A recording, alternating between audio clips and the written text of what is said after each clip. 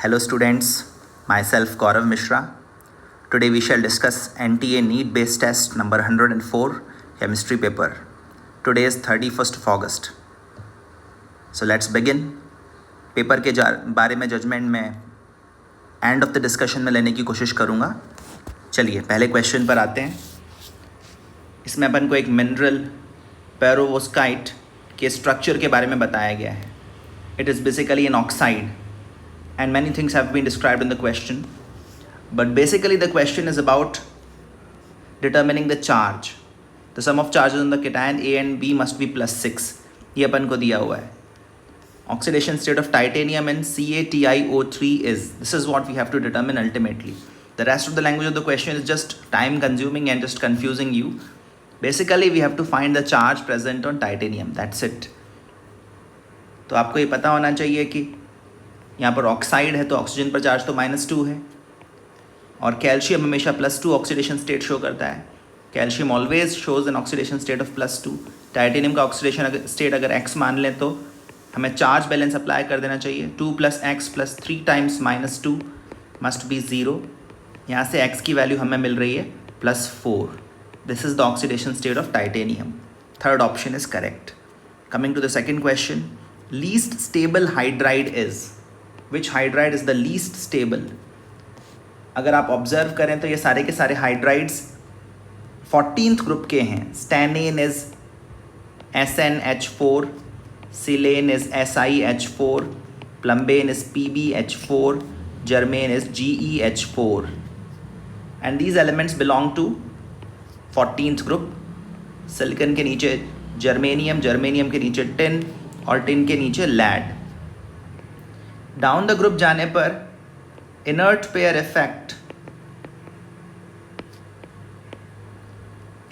Effect increases, due to which the tendency to show +2 oxidation state increases.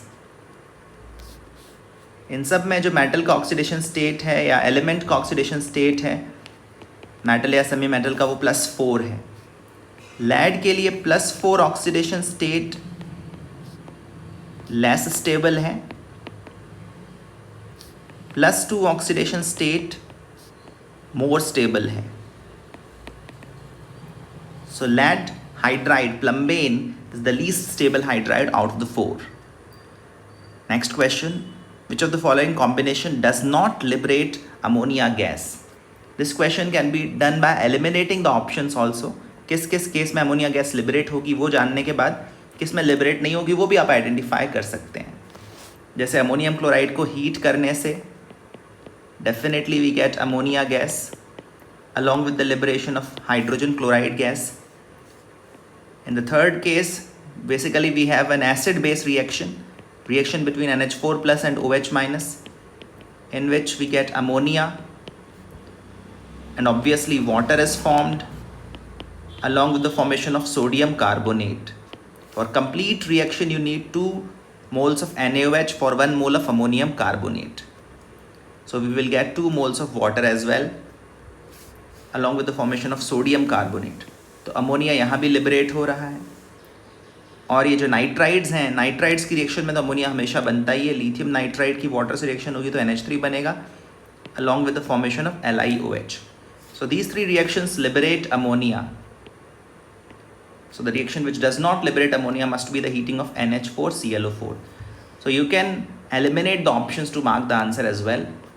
Ammonium perchlorate की heating से हमें nitrogen, oxygen, chlorine, NH2O ये products obtain होते हैं, not ammonia gas.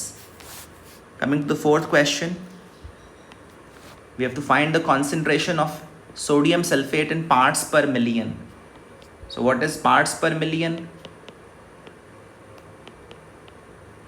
Parts per million is basically mass of solute divided by mass of solution या mass of solvent. एक ही बात है क्योंकि solute का mass बहुत कम है, multiplied by 10 to the power 6. So the mass of solute is 14.2 grams. Mass of solution in grams is 10 to the power 5 grams. Of course आपको unit same रखनी पड़ेंगी ऊपर नीचे. तो यहाँ से वैल्यू आ रही है 142 parts per million, which we can observe in the third option. The answer of fourth question is C. Coming to the fifth question, metallic magnesium is obtained by. This question is asking about the method of extraction of magnesium. And magnesium being an active metal, or you can say highly reactive metal,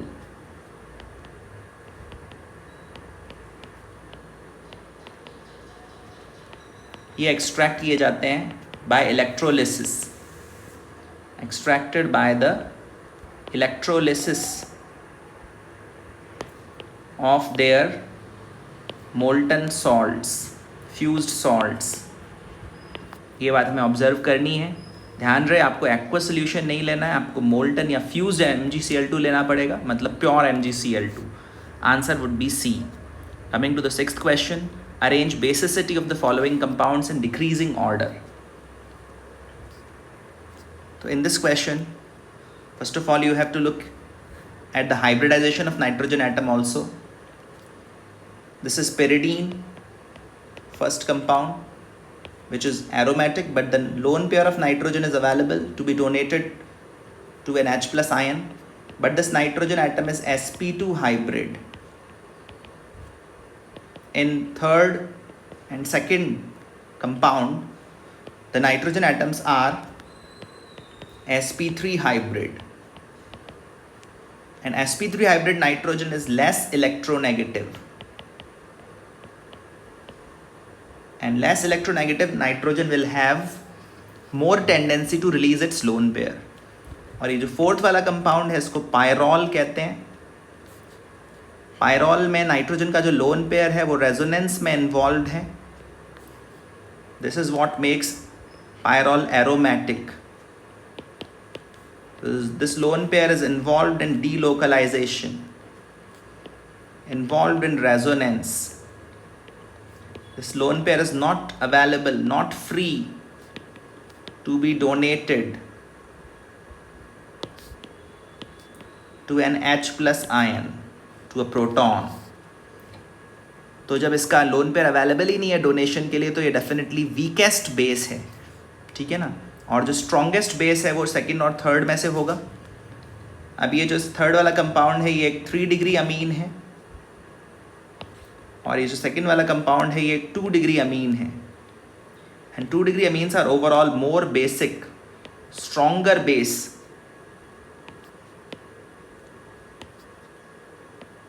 then a 3 degree alkyl amine. So second सबसे आगे होना चाहिए, fourth सबसे पीछे होना चाहिए। The order should be second is more basic than third, which is more basic than first, which is more basic than fourth. 2, 3, 1, 4, this should be the descending order which we can observe in the fourth option. Coming to seventh question, the ratio A upon B used in van der Waals equation has the units. van der Waals equation तो आपको याद होगी, P plus A n square by V square times V minus NB is equal to nRT। वहाँ से अगर अपन A की dimensions find करते हैं तो वो आती हैं litre square atmosphere per mole square. Usually this is how we represent A, और B की यूनिट्स आती हैं litre per mole. If we take the ratio A by B तो वो आ जाएगा लीटर एटमॉस्फेयर पर मोल, राइट।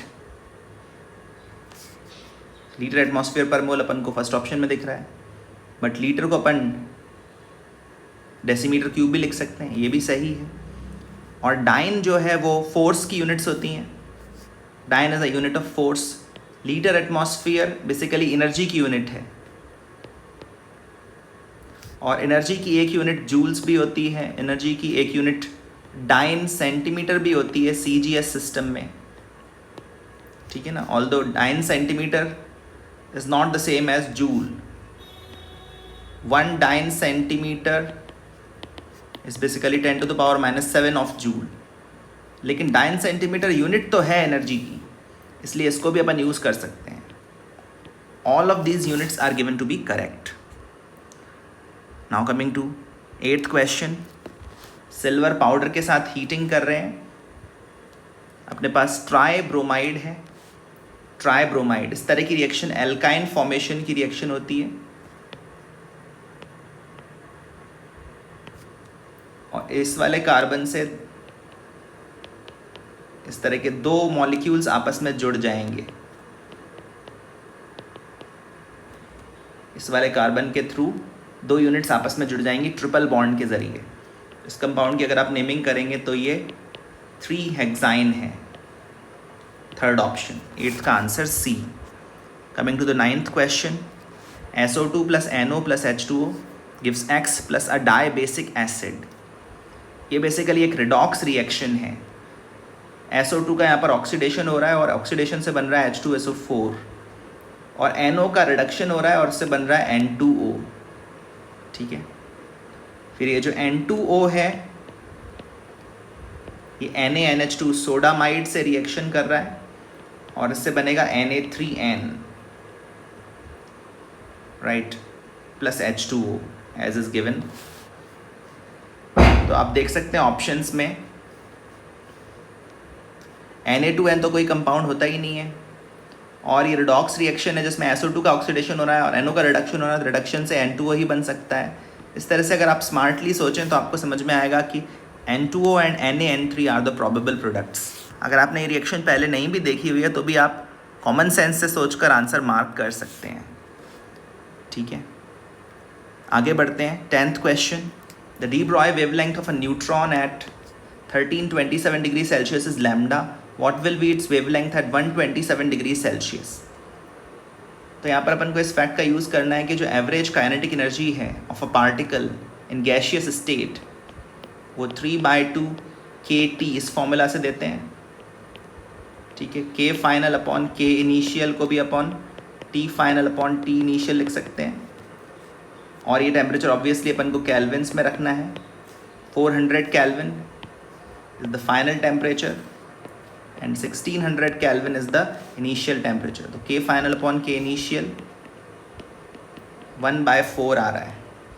अब डी ब्रॉय वेवलेंथ का formula अगर काइनेटिक एनर्जी के टर्म्स में लिखें तो वो आता है H/√2mK।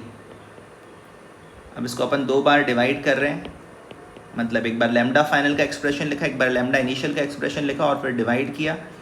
Then we will get lambda f upon lambda i is equal to √KI upon KF and √KI upon KF is basically √TI upon TF, right? KI upon KF is 4, TI upon TF is again 4 because TI is larger. Square root of 4 is 2, so lambda final is 2 times the initial de Broglie wavelength, 2 times. Second option is correct. Coming to the 11th question, which of the following molecules involves the formation of bonding? Involves the formation of bonding. I think something is missing over here. This real question is actually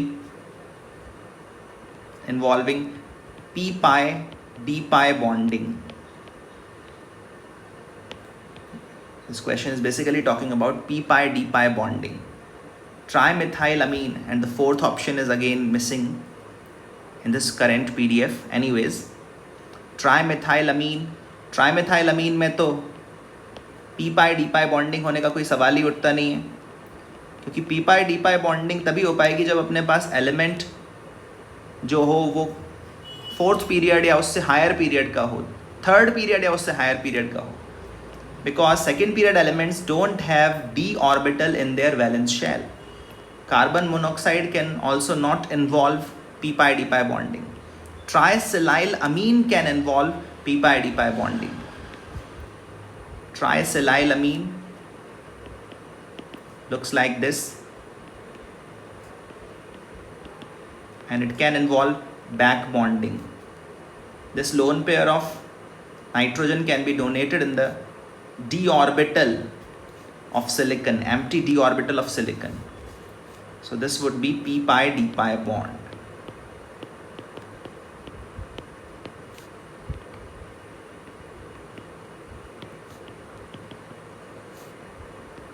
This pi bond is p-pi d-pi bond.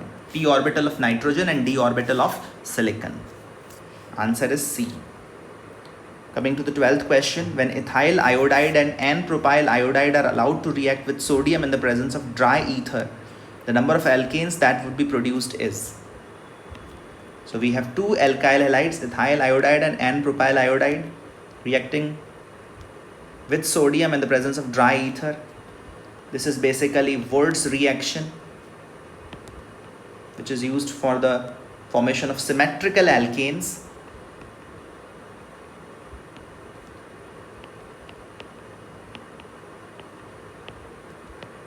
Sodium dry Et2O. So here the probability of reaction is between ethyl groups also, right? If ethyl groups react, we will get N-butane. If propyl groups react, we will get N-hexane. And if ethyl and propyl groups react, we get N-pentane. So these three products are possible over here.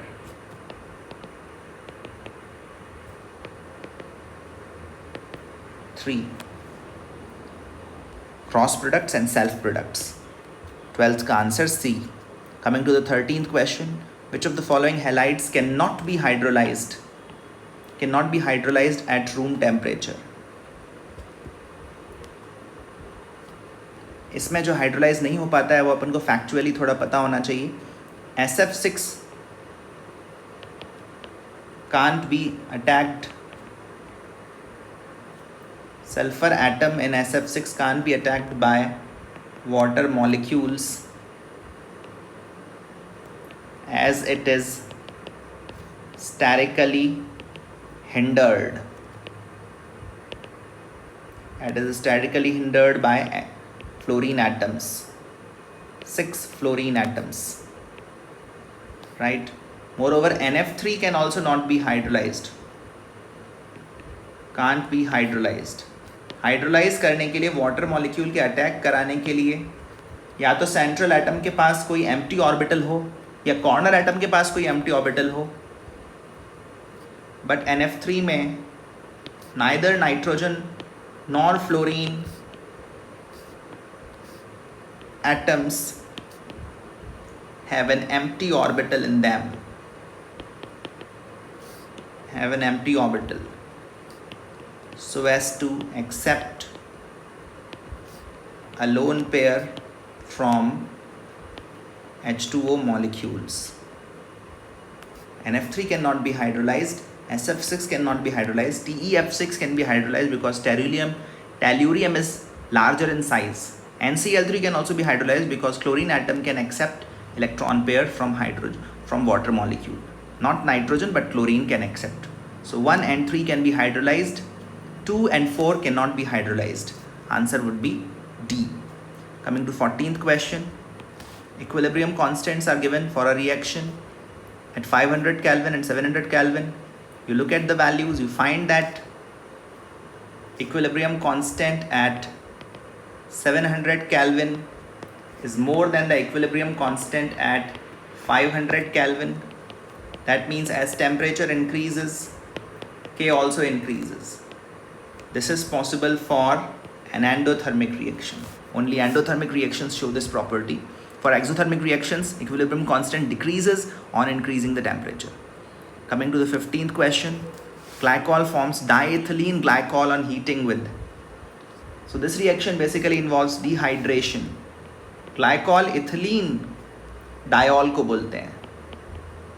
Ethylene diol को बोलते हैं glycol. और H3PO4 के साथ जब उसकी reaction होती है तो डिहाइड्रेशन ज़रूर होता है, पर वो ईथर फॉर्मेशन करवाता है. दो इथिलीन ग्लाइकॉल मॉलिक्यूल्स के बीच में डिहाइड्रेशन होता है और यहाँ पर डिहाइड्रेटिंग एजेंट का काम करता है H3PO4 phosphoric acid. This is how we get a diol. इसको अपन बोलते हैं diethylene glycol. Diethylene glycol. Fourth option is correct. Coming to 16th question, oxidation number of iodine in these species. This is relatively simple. Oxygen का oxidation state तो -2 है इन दोनों में ही. तो यहाँ पर अपन चार्ज बैलेंस अप्लाई करें, x + 3 × -2 इज -1. इसमें अप्लाई करें x + 4 टाइम्स -2 इज -1. तो यहाँ से अपन को x की वैल्यू मिलती है +5 एंड +7 रिस्पेक्टिवली. सिर्फ इतना ही ऑप्शन को मार्क करने के लिए काफ़ी है. वैसे आप NaX में भी क्लियरली देख सकते हो, sodium always shows an oxidation state of +1, so X will show an oxidation state of -1, and in a neutral species oxidation state of atoms would be definitely 0. Answer is D. Coming to 17th question, which of the following complex will give white precipitate with barium chloride solution? So we are looking for the formation of an insoluble compound, and such an insoluble white precipitate basically will come from BaSO4, barium sulfate. तो हमको ये देखना है कि sulphate ion outside the coordination sphere कहाँ पर है. यहाँ पर ये जो सल्फेट आयन है ये आयनाइजेबल है, ionizable sulphate ion. This sulphate ion is non ionizable, and we need an ionizable sulfate ion. When such a compound will react with BaCl2, we will get barium sulfate, a white colored precipitate, and obviously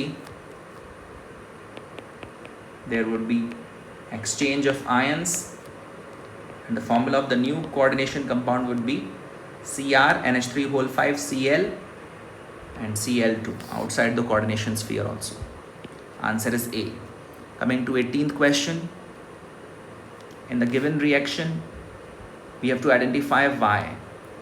First of all, we are doing the sulfonation of phenol.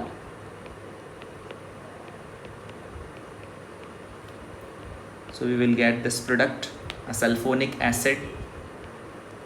Then we are reacting it with NaOH and heating it. NaOH is a strong base and it can react with this phenol group also and this sulfonic acid group also. Upon heating there would be loss of SO2 gas, and obviously there would be loss of water, and we get 2 O- groups. Then we have to acidify the solution so as to get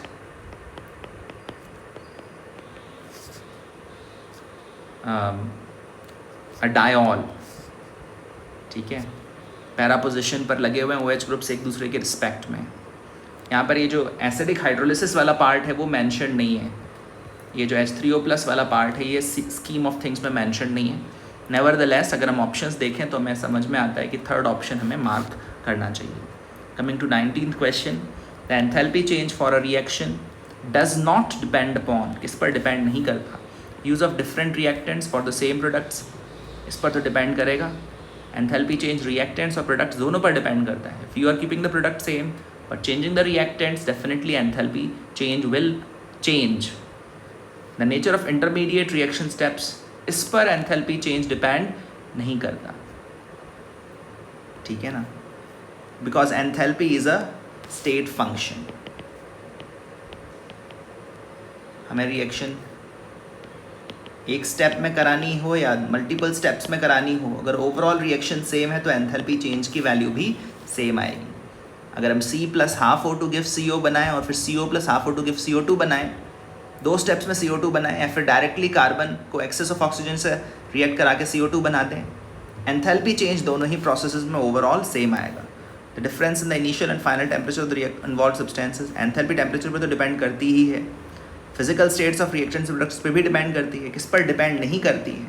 उसका answer है B, intermediate steps पर. 20th question, how long does a current of 3 amperes has to be passed through a solution of silver nitrate to coat a metal surface of 80 cm square with 0.005 mm thick layer. Density of silver is also given to us, right? तो ये Faraday's loss का question हो गया. इसमें जो half reaction involve है वो तो बहुत सिंपल है. Silver ions are gaining 1 electron each to form silver metal. Volume अपन को कितना कवर करना है? वॉल्यूम कवर्ड उसके लिए आप एरिया को थिकनेस से मल्टीप्लाई करें, 5 into 10⁻⁴ centimetre thick layer deposit करानी है। तो आप देखेंगे 4 इंटू 10⁻⁻2 सेंटीमीटर स्क्वायर आएगा, sorry centimetre cube, right. Let's start with this value. 4 into 10⁻³ centimeter cube is the volume. Now let's use density, 10.5 grams per centimeter cube, so as to get the mass of metal deposited. Now convert this into moles. 1 mole silver has a mass of 108 grams. Convert this into moles of electrons. For depositing 1 mole silver, we need 1 mole electrons. Now convert these moles of electrons into coulombs. 1 mole electrons का charge 96,500 coulombs. Now convert this coulombs into time. 3 amperes का मतलब है 3 coulombs per second. 3 coulombs in 1 second. So this is the time required. यहाँ पर मैंने basically factor label method apply किया है. What I have done is that I have simply cancelled the units, ensured that cancellation of units occurs, and we move towards the desired quantity at every step. Finally we are getting seconds, which means time, right? If we now solve it, this is 4 into 10⁻². So the numbers are 4 into 10.5 upon 108 into 965 into 1/3. 3 से cancel किया, 3.5 multiply किया 4 से, 14 upon 108 into 965 seconds.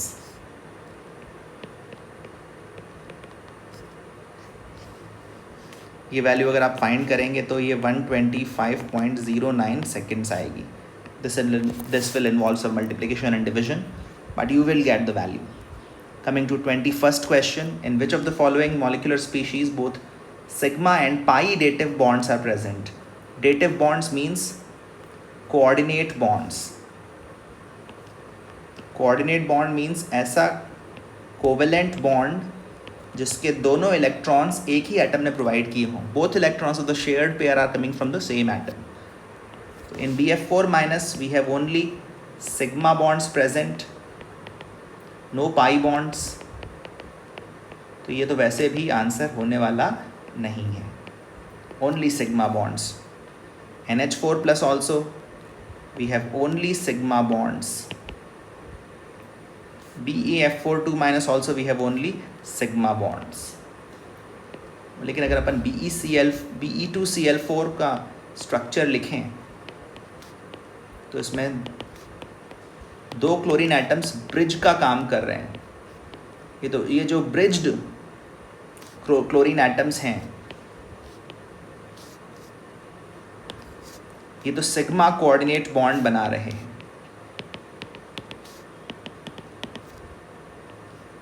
For example, one of the bonds of this chlorine must be a coordinate bond. Suppose this one, then this bond will also be a coordinate bond. Otherwise chlorine पर 3 lone pairs दिखाई देते। So these are sigma dative bonds. Still this beryllium has an empty orbital because it has only 6 electrons in its valence shell. Now this chlorine, which is at the corner, not the bridged chlorine, this chlorine can donate its lone pair to the empty orbital of beryllium. This way the bond which is formed is a pi dative bond. And these bonds which I have shown are sigma dative bonds, right? So the answer is B. Coming to 22nd question, which of the following attraction is the strongest? तो अगर आप options देखें, यहाँ पर ion dipole attraction है, second वाले case में dipole attraction है, both molecules are polar. Third वाले केस में डाइपोल इंड्यूस्ड डाइपोल अट्रैक्शन है, because CCl4 is a non polar molecule, water is definitely a polar molecule. और फोर्थ वाले case में भी आयन डाइपोल अट्रैक्शन है, dipole from water and ion is the chloride ion. So we know that ion dipole attractions are stronger than dipole attractions, which in turn are stronger than dipole induced dipole attractions. Ion dipole attractions दो situations में आ रहे हैं, उसमें भी water का जो dipole moment है वो ज़्यादा है, greater dipole moment. Due to the greater dipole moment in water, greater polarities in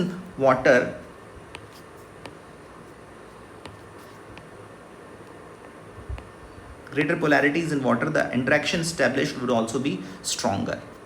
Coming to 23rd question, a metal is left exposed to the atmosphere for some time, it gets coated with green basic carbonate, the metal must be. Now this is a fact based question, अगर आपको पता हो तो ये आप कर सकते हैं, और अगर आपके फैक्ट्स करेक्ट है तो आप कॉपर को आंसर मार्क कर पाएंगे।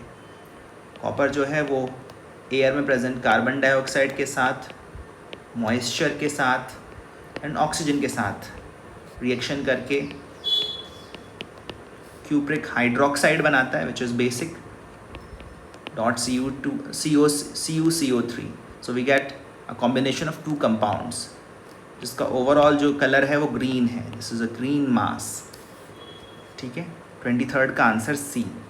Coming to 24th question, dissolution of a solute is an exothermic process if. तो यहाँ पर थोड़ा सा अपन को केयरफुली साइन को इंटरप्रेट करना पड़ेगा। वैसे तो enthalpy of solution is the sum of lattice energy plus hydration enthalpy, these two terms are added, but lattice energy is always a positive quantity and hydration enthalpy is always a negative quantity. For this enthalpy of solution to become negative,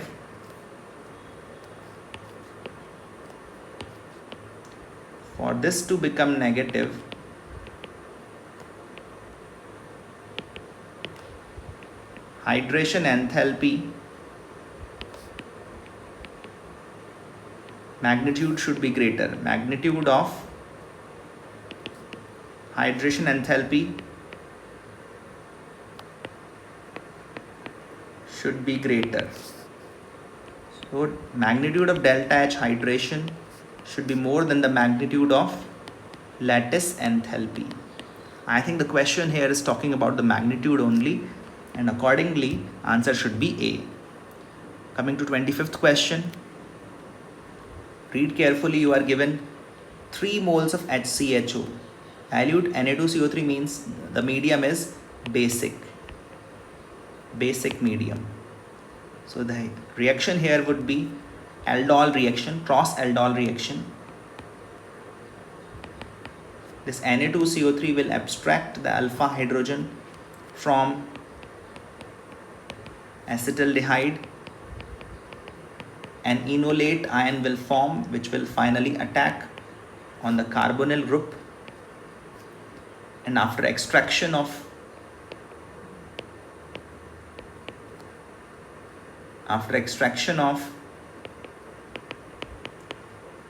H plus ion from water, we will get this molecule. This molecule still has an alpha hydrogen, तो वो alpha hydrogen फिर से abstract होगा basic medium में, फिर से enolate ion बनेगा। क्योंकि अपने पास 3 मोल फॉर्मल्डिहाइड है, इसका मतलब रिएक्शन अभी और होगी। ये इनोलेट आयन फिर से फॉर्मल्डिहाइड पर अटैक करेगा, फिर से H+ का एब्स्ट्रैक्शन होगा,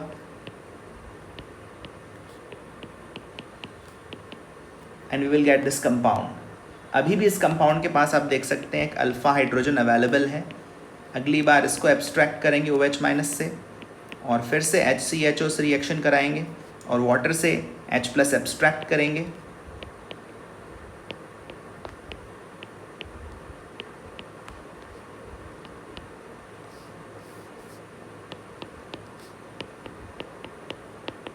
and we will get this product, right?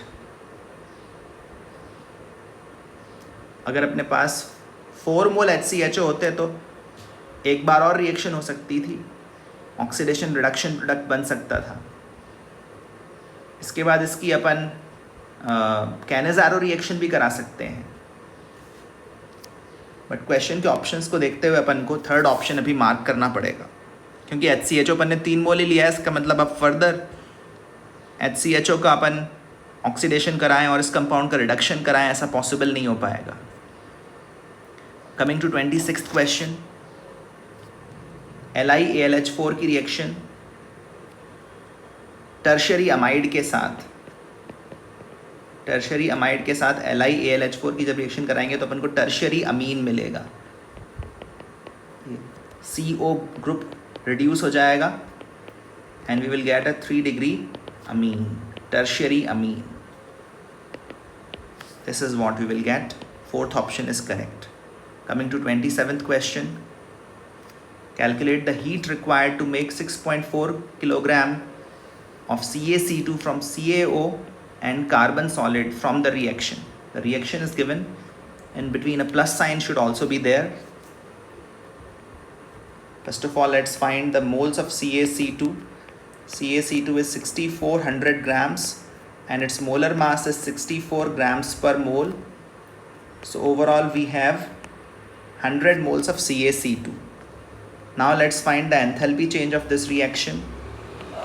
Enthalpy change of any reaction can be written as sum of enthalpies of formation of products minus the sum of enthalpies of formation of reactants. So one product is carbon monoxide, the other product is CaC2. Enthalpies of formation of products add किए minus the enthalpies of formation of reactants.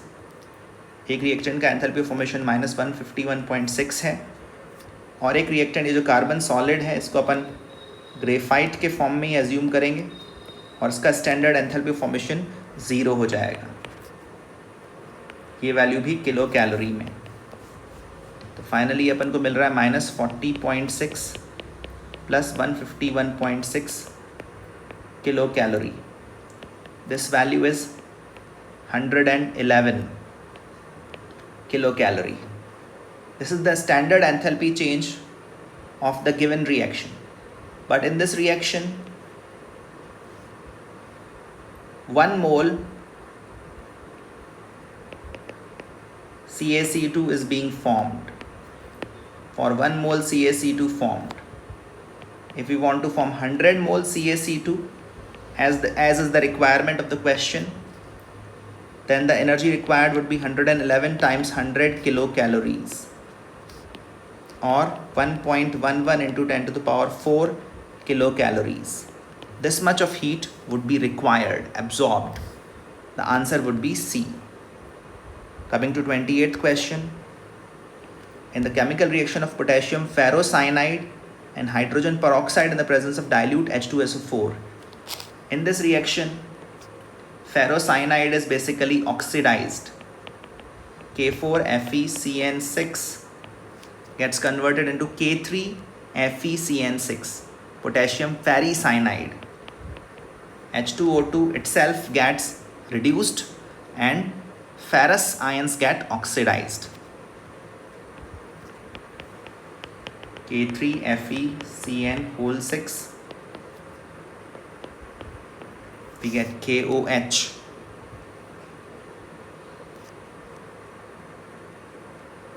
Right? Formation of KOH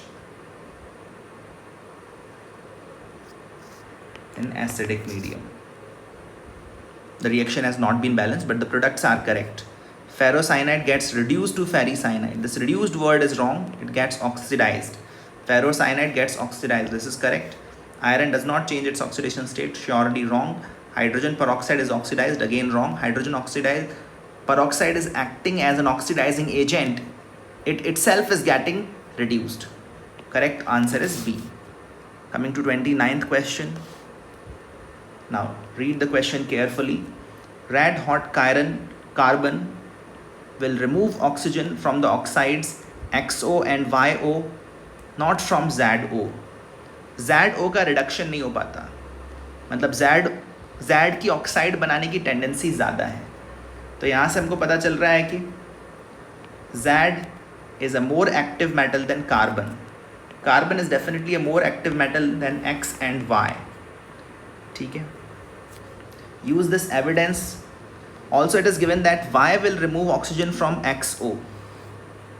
oxygen XO से Y remove कर देता है. इसका मतलब Y की oxide बनाने की टेंडेंसी ज़्यादा है. Y की ऑक्साइड बनाने की टेंडेंसी ज़्यादा है. इसका मतलब Y is a more active metal than X. ये अपन ने एक्टिविटी का ऑर्डर बनाया है. जो ऑक्साइड बनाने की टेंडेंसी ज़्यादा रखता है, जो खुद ऑक्सीडाइज होने की टेंडेंसी ज़्यादा रखता है, वो ज़्यादा एक्टिव मेटल है. तो अगर एक्टिविटी का एक ओवरऑल ऑर्डर बनाना चाहें तो Z is definitely more active than Y and Y is more active than X. Z, Y, X. Most reactive to least reactive. Least reactive. Answer would be B. Coming to 30th question. Calcium lactate is a salt of a weak organic acid and a strong base, CaOH whole twice. उसका representation ये है. A saturated solution of calcium lactate contains 0.13 moles of the salt and 0.5 liters of solution. pOH of the solution is given. Assuming a complete dissociation of the salt. इसके बाद ये question incomplete है. ऐसा question अगर real exam में आया तो bonus जाएगा, बट यहाँ पर तो मैं सॉल्व करना है. Let's complete the question. Question हमसे पेरेंट एसिड का Ka वैल्यू पूछ रहा है. Dissociation constant. Determine the Ka value of lactic acid. ठीक है. तो कैल्शियम लैक्टेट 0.13 मोल है 0.5 लीटर सोल्यूशन में. तो यहाँ से अपन को लैक्टेट आयन की जो कॉन्सेंट्रेशन है वो मिल जाएगी.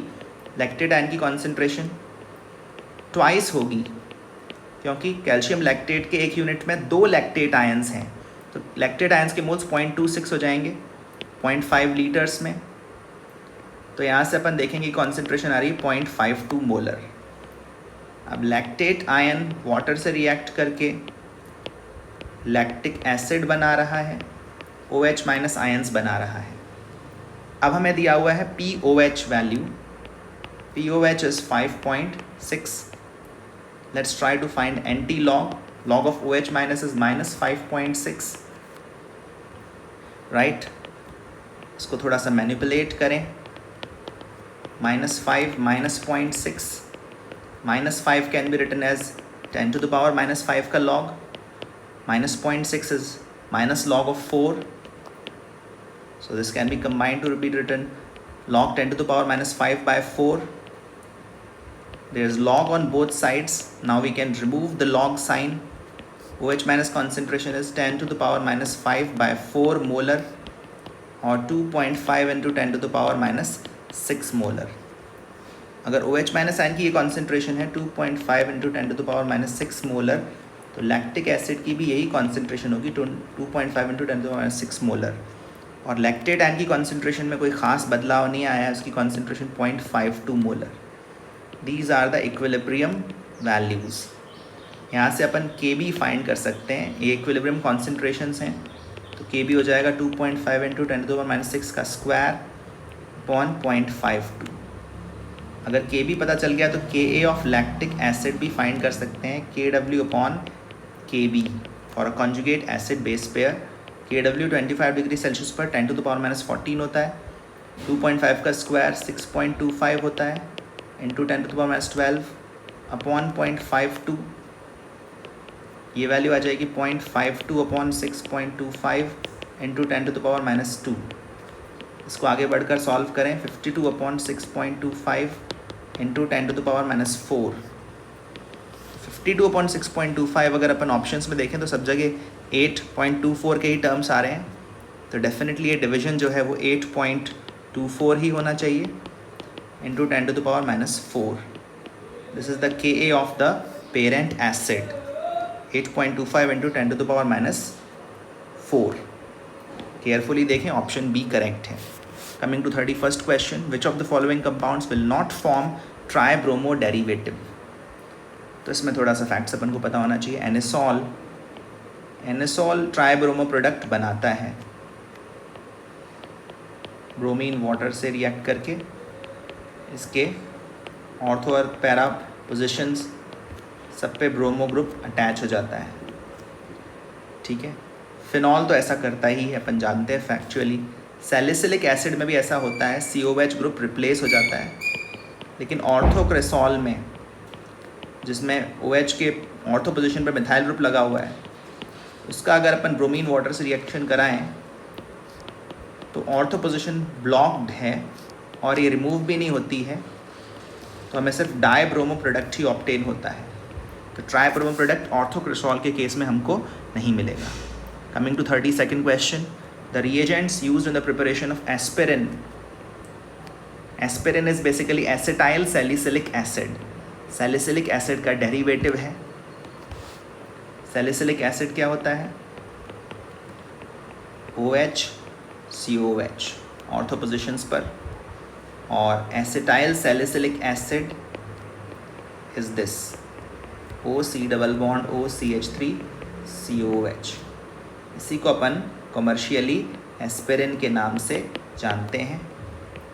ये है salicylic acid.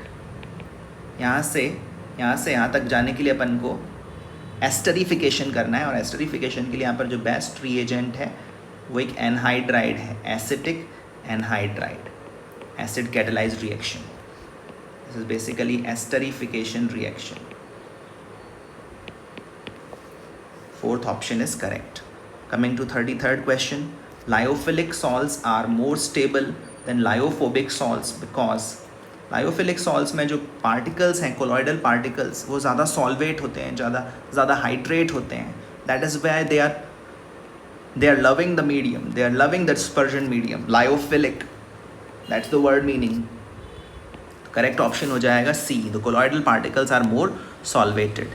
Coming to 34th question, rate constant K1, rate constant का सिंबल वैसे स्मॉल k होना चाहिए, is found to be double that of rate constant K2 of another reaction. The relationship between corresponding activation energies of the two reactions at the same temperature can be represented as, ठीक है। वैसे rate constant का formula होता है according to Arrhenius equation A e to the power minus EA by RT। दोनों reactions के लिए activation energies मान लो EA1 एंड EA2 हैं, आर्हेनियस कांस्टेंट्स A1 A2 हैं।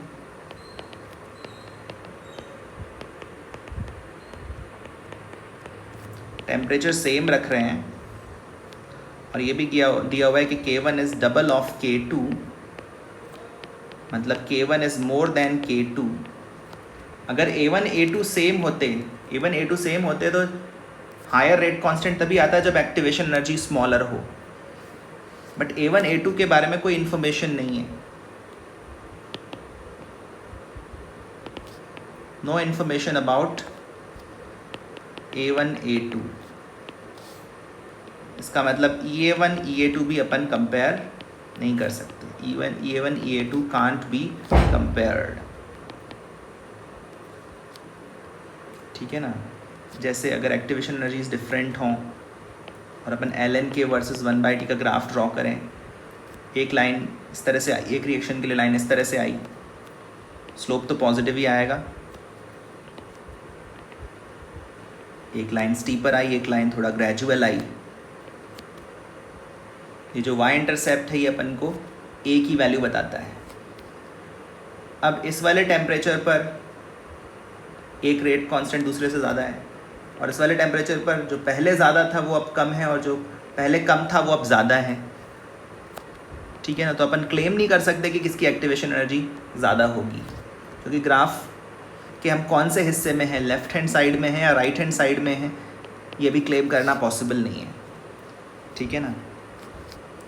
तो EA1 EA2 को कंपेयर नहीं कर सकते, इसी वजह से अपन को 4th ऑप्शन मार्क करना होगा। Coming to 35th question, excess of KI reacts with CuSO4, excess में लिया है, and then sodium thiosulphate solution is added to it. Which of the following statements is correct in this reaction? तो यहाँ पर potassium iodide की copper sulphate से reaction हो रही है। पहले तो ये एक रिडॉक्स रिएक्शन है, इसमें Cu2 प्लस आयन जो है वो आयोडाइड से रिएक्ट करता है, Cu2I2 बनता है, और साथ साथ आयोडीन भी प्रोड्यूस होता है। ये एक रिडॉक्स रिएक्शन है, क्यूप्रस आयोडाइड बनता है, कॉपर आयंस का रिडक्शन होता है, ठीक है। At the same time iodide ions का ऑक्सीडेशन भी होता है। I2 जो बनता है वो थायोसल्फेट आयंस के साथ रिएक्ट करता है, इसको अपन आयोडोमेट्री कहते हैं। S4O6 2- आयंस भी बनते हैं, ठीक है ना। तो सेकेंड स्टेप में evolve I2 is reduced, this is correct. CuI2 is formed is not correct. Thiosulfate is oxidized, this is correct. Cu2I2 is formed, this is also correct. Cu2I2 का formation होता है, ये बात गलत है और यही अपन को मार्क करना होगा। Coming to the 36th question, when an ideal binary solution is in equilibrium with its vapor, molar ratio of the two components in the solution and in the vapor phase is, उसके बारे में, दो components का solution है, suppose A and B, दोनों के solution में मान लो मोल्स Na एंड B हैं, और वेपर्स में जो मोल्स हैं वो suppose Na prime and B prime हैं। क्वेश्चन अपन से पूछ रहा है कि Na अपॉन Na प्राइम की वैल्यू क्या होगी, या ये Na और Na प्राइम को बेसिकली कंपेयर करने को बोल रहा है। अगर अपन Na अपॉन Na प्राइम देखें तो अपन इसको ऐसे भी लिख सकते हैं, टोटल मोल्स, इसको अगर अपन टोटल मोल्स से डिवाइड कर दें तो ये मोल फ्रैक्शन के टर्म्स में भी लिखा जा सकता है।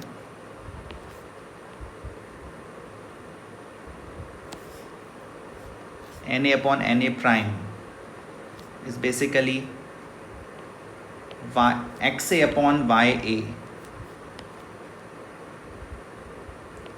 XA is the mole fraction of A in the solution phase and YA is the mole fraction of A in the vapor phase. Question अपन को ये पूछ रहा है कि ये 1 है या नहीं है, दोनों का मोल इक्वल है या नहीं, बेसिकली ये पूछ रहा है। ये तभी हो सकता है, XA की वैल्यू YA के बराबर तभी हो सकती है जब PA0 और PB0 बराबर हों, अदरवाइज नहीं हो सकती, क्योंकि जो टोटल प्रेशर है उसका एक्सप्रेशन बनता है XA PA0 plus XB PB0, ठीक है। अगर PA0 और PB0 बराबर होंगे, अगर PA0 और PB0 बराबर होंगे तो P टोटल भी इनके ही बराबर आ जाएगा, PA0 और PB0 के बराबर हो जाएगा। और फिर अपना YA का एक्सप्रेशन होता है partial pressure of A upon total pressure, जिसको अपन लिख पाएंगे XA PA0 upon P total. PA0 और PB0 अगर PA0 और PB0 अगर इक्वल है तो PA0 upon P total basically 1 हो जाएगा और YA की वैल्यू XA के बराबर आ जाएगी। तो सिर्फ इस स्पेशल केस को छोड़ दिया जाए तो फिर जो दो कंपोनेंट्स का मोलर रेशियो है, मतलब A और B का जो मोलर रेशियो है, क्वेश्चन हमसे ये पूछ रहा है कि Na अपॉन Nb की वैल्यू जो है और Na prime upon Nb prime की वैल्यू जो है वो इक्वल है या नहीं। क्वेश्चन हमसे ये पूछ रहा है Na upon Nb Na prime upon Nb prime के इक्वल है या नहीं। यहाँ से एसेंशियली इंटरप्रिटेशन यही निकल रहा है कि ये मोल फ्रैक्शंस इक्वल हैं या नहीं, तो XA और YA इक्वल हैं या नहीं। और ये इक्वल तभी हो सकते हैं जब PA0 और PB0 की वैल्यूज़ इक्वल हों, अदरवाइज डिफरेंट ही होंगे। तो मोस्ट ऑफ द टाइम ये डिफरेंट ही होंगे, बट एक स्पेशल केस में इक्वल भी हो सकते हैं, इसी वजह से हमें थर्ड ऑप्शन मार्क करना होगा। Coming to 37th question, what is the coordination number of nickel in निकल DMG कॉम्प्लेक्स। तो DMG होता है di methyl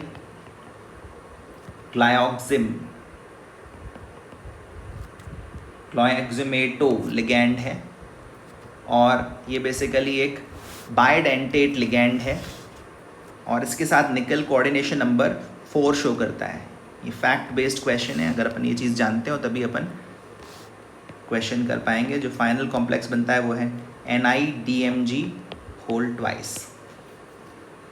Coming to 38th question, which of the following sets of statements regarding SN1 reaction shown by alkyl halide is correct here?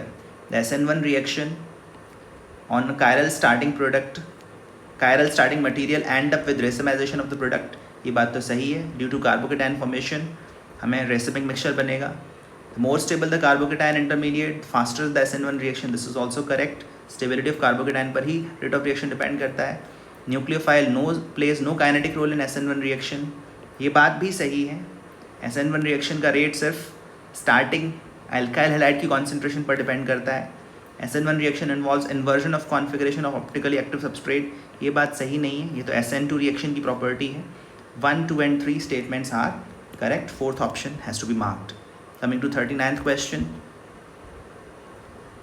X ml of a gaseous hydrocarbon was burnt completely in 80 ml of oxygen at NTP. The remaining gas occupied 70 ml at NTP. This volume became 50 ml on treatment with KOH solution. The molecular formula of the hydrocarbon is. You have to determine the molecular formula of the hydrocarbon. So this question has to be attempted carefully. ये जो 70 ml है ये किसका volume होगा, इसको समझने की कोशिश करें. मान लो हाइड्रोकार्बन का फॉर्मूला CXHY है. It is reacting with oxygen to form carbon dioxide and water. Under the reaction conditions we will assume that water is a liquid, CO2 is gas, O2 is gas, hydrocarbon is also gas, right? Initially we had taken 10 ml of hydrocarbon and 80 ml of oxygen gas. Later on this CXHY has got fully consumed, but we will have some amount of oxygen still left and some amount of CO2 still formed. Water तो liquid है, अपन सिर्फ gases का volume ले रहे हैं. तो total volume जो है remaining gas occupied 70 ml. Total volume हो गया x + y का सम हो गया 70. This volume became 50 on treatment with KOH. KOH जो है वो CO2 को एब्जॉर्ब कर लेगा, absorbs carbon dioxide gas. Basically acid based reaction होगी, K2CO3 का फॉर्मेशन होगा. इसका मतलब ये जो y है इसकी वैल्यू डेफिनेटली 20 है, तभी तो 70 से 50 पर आया. 20 ml CO2 को एब्जॉर्ब कर लिया गया. y 20 है और x की वैल्यू 50 है. अगर x की वैल्यू 50 है इसका मतलब कितने ml O2 कंज्यूम हुआ, 30 ml. 10 ml हाइड्रोकार्बन कंज्यूम होने पर 30 ml ऑक्सीजन कंज्यूम हुआ. इसका मतलब ऑक्सीजन का कोफिशिएंट 3 होगा. एंड 20 ml CO2 फॉर्म हुआ 0 से स्टार्ट होके, का मतलब CO2 का कोफिशिएंट 2 होगा. 10 ml पर 20 ml कोफिशिएंट 2 होगा. अब अगर अपन ऑक्सीजन एटम्स का नंबर देखें, यहाँ पर 6 ऑक्सीजन एटम्स दिख रहे हैं. 2 CO2 में 4 ऑक्सीजन एटम्स दिख रहे हैं. इसका मतलब 2 ऑक्सीजन एटम्स और आने हैं, वो 2H2O से आएंगे. इसका मतलब कुल मिलाकर अपने पास 4 हाइड्रोजन एटम्स और 2 कार्बन एटम्स थे ओरिजिनल कंपाउंड में. कार्बन 2 हाइड्रोजन 4, कंपाउंड होगा C2H4. First option is correct. Coming to 40th question. Potential energy का एक्सप्रेशन लिखना है. पोटेंशियल एनर्जी का एक्सप्रेशन तो वही है जो आपने फिजिक्स में इलेक्ट्रोस्टैटिक्स में पढ़ा हुआ है. 2 पॉइंट चार्जेस के सिस्टम के लिए 1/4πε0 Q1 Q2 upon R, where R is the separation between charges. Li2 plus ion में न्यूक्लियस पर +3e चार्ज है, इलेक्ट्रॉन का charge -e, R is the separation between them. So the final expression is -3e² upon 4πε0 R. Carefully देखिए कौन सा option सही है. Fourth option correct है. माइनस का साइन तो आना ही है और E² भी आना ही है. Next question 41st question. Bromine water के साथ रिएक्शन करा रहे हैं CH2OH CHOH CH2OH की. Bromine water is an oxidizing agent. ये एक OH ग्रुप को ऑक्सीडाइज करेगा. अगर कॉर्नर वाले OH ग्रुप को ऑक्सीडाइज किया तो एल्डिहाइड बनेगा, और सेंटर वाले अल्कोहलिक ग्रुप को ऑक्सीडाइज किया तो कीटोन बनेगा. ये 2 प्रोडक्ट्स यहाँ पर एक्चुअली बनते हैं. और उसके बाद जब अपन डाइल्यूट NaOH के साथ रिएक्शन करा रहे हैं तो यहाँ पर एल्डोल रिएक्शन होने वाली है. Aldol reaction. इस एल्डोल रिएक्शन में होगा क्या कि जो कीटोन का अल्फ़ा हाइड्रोजन है ये एब्स्ट्रैक्ट होगा, और जब इस कीटोन का अल्फ़ा हाइड्रोजन एब्स्ट्रैक्ट हो जाएगा, अल्फ़ा हाइड्रोजन एब्स्ट्रैक्ट होने के बाद ये एल्डिहाइड पर अटैक करेगा. इस एल्डिहाइड ग्रुप पर, एल्डोल रिएक्शन होगी। और इस रिएक्शन के बाद हमें CH2OH, CHOH के बीच में 3 ग्रुप्स मिलेंगे, फिर C double bond O, CH2OH, finally ये प्रोडक्ट मिलेगा। ये आप देख सकते हैं फ्रक्टोज का स्ट्रक्चरल फॉर्मूला है, हमें फ्रक्टोज ऑब्टेन होगा। 41st का आंसर C। 42nd क्वेश्चन पर आते हैं। 42nd क्वेश्चन में आपको क्रोमियम का स्ट्रक्चर डिस्क्राइब करके बताया हुआ है, लेकिन फाइनली अगर आप देखें तो आपको नंबर ऑफ एटम्स पूछे हैं 52 ग्राम ऑफ क्रोमियम में, जिसका एटॉमिक वेट ही दे दिया है। तो ये क्वेश्चन बेसिकली मोल्स का क्वेश्चन है, इसमें सॉलिड स्टेट चैप्टर का कोई कंसेप्ट यूज़ में नहीं आ रहा है। क्वेश्चन को पढ़ के आप कंफ्यूज ना हो। 52 gram chromium is basically 1 mole chromium, क्योंकि एटॉमिक वेट 52 mu है तो 1 मोल का मास 52 ग्राम्स हुआ, और 1 मोल में नंबर ऑफ एटम्स होंगे 6.02 × 10⁻23 chromium atoms. Third option correct है। नेक्स्ट क्वेश्चन की तरफ आते हैं। The correct order of strength of hydrogen bond in the following compounds is. तो यहाँ पर अपन को बॉन्ड पोलैरिटी से डिसाइड करना है। HF की बॉन्ड पोलैरिटी सबसे ज़्यादा है, और उसके बाद H2O2 में बॉन्ड पोलैरिटी ज़्यादा है। H2O के कंपैरिजन में OH bond of hydrogen peroxide is more polar than the OH bond of water molecule। H2O2 में बनने वाले हाइड्रोजन बॉन्ड्स भी स्ट्रॉन्गर हैं। यही कारण है कि H2O2 का बॉइलिंग पॉइंट भी वाटर से ज़्यादा होता है। H2O2 लगभग 150 डिग्री सेल्सियस पे बॉयल करता है, वाटर लगभग 100 डिग्री सेल्सियस पे बॉयल करता है। तो H2S में तो खैर कोई हाइड्रोजन बॉन्डिंग होगी ही नहीं, H2S को सबसे पीछे रखना है। आंसर होगा B। 44th question, arrange the given diabasic acids in the decreasing order of their acidic strengths। Oxalic acid में COH ग्रुप्स एडजेसेंट कार्बन्स पर ही हैं। एडिपिक एसिड में एडिपिक एसिड 6 कार्बन वाला डाइकार्बोक्सिलिक एसिड है। मैलोनिक एसिड 3 कार्बन वाला dicarboxylic acid है। Succinic acid 4 carbon वाला डाइकार्बोक्सिलिक एसिड है। Electron releasing groups acidic strength बढ़ाते हैं, electron withdrawing groups electron releasing group acidic strength कम करते हैं, और electron withdrawing groups acidic strength बढ़ाते हैं। तो ये जो COH ग्रुप्स हैं ये एक दूसरे के जितना पास लगे रहेंगे, एक दूसरे के बॉन्ड को उतना ही वीकर बनाएंगे, एक दूसरे के लिए इलेक्ट्रॉन विड्रॉइंग ग्रुप का काम करेंगे, और जब ऐसा होगा तो एसिडिक स्ट्रेंथ बढ़ेगी। तो ऑक्जेलिक एसिड जो है वो स्ट्रॉन्गेस्ट एसिड होगा, और जितना बीच में एल्काइल ग्रुप बढ़ता जाएगा उतनी ही इलेक्ट्रॉन रिलीजिंग इफेक्ट इन COH ग्रुप्स के लिए आती जाएगी और इनकी स्ट्रेंथ कम हो जाएगी। एडिपिक एसिड इन सब में वीकेस्ट होगा, ऑक्जेलिक एसिड स्ट्रॉन्गेस्ट होगा। 1 सबसे आगे और 2 सबसे पीछे। इसमें भी अपन को देखना पड़ेगा, adipic acid is a weaker acid than malonic acid. तो 1 के बाद 3 के बाद malonic acid is stronger than succinic acid. 1 के बाद 3 के बाद 4 के बाद 2। ठीक है, फर्स्ट ऑप्शन करेक्ट है। Coming to 45th question, cyanide की रिएक्शन है ग्रिग्नार्ड रिएजेंट के साथ। कुछ लोग कंफ्यूज होते हैं कि साइनाइड जो है वो 2 mole of Grignard reagent consume कर लेगा, ऐसा नहीं है। साइनाइड के ऊपर, साइनाइड ग्रुप पर ग्रिग्नार्ड रिएजेंट का एक मॉलिक्यूल या एक यूनिट ही रिएक्ट कर पाएगा।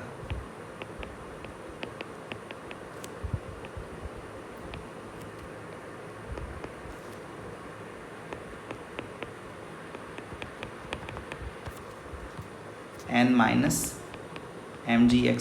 इसके बाद आपको हाइड्रोलिसिस करनी ही पड़ेगी। जब तक आप हाइड्रोलिसिस नहीं करेंगे तब तक कीटोन नहीं बनेगा। एक और ग्रिग्नार्ड रिएजेंट का यूनिट इस पर अटैक करने वाला नहीं है, तो यहाँ से अपन को कीटोन ऑब्टेन होगा। ठीक है ना। So that's it about today's test paper. आज का test paper above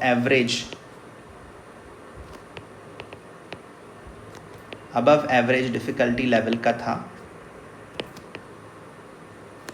I would say that any score in excess of 145 is very good in this test paper. while score in deficit of 125 is unsatisfactory.